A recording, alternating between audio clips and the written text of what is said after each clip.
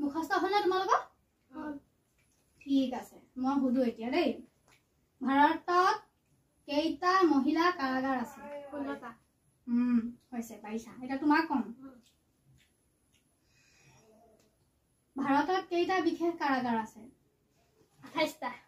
28টা? ভালে কোৱা, মনত পেলোৱা কি আছিলে বাৰু? পাহৰি থাকিলা? বহা। 25টা।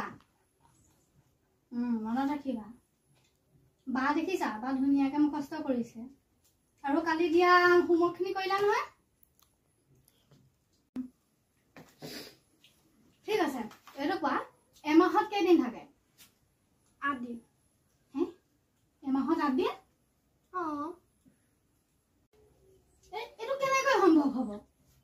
এক মাহত 8 দিন কেনেকৈ? মোক বুজাই কোৱা। বাইদেউ, আপুনিচোন 8 দিনে আমাক টিউচন লয়।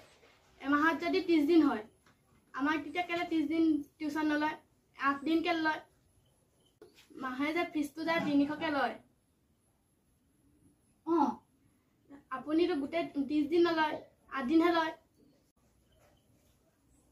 কৃষ্ণ, আজিকালি ল'ৰা ছোৱালীবোৰ সঁচাকৈ বহুত এক্টিভ দেই।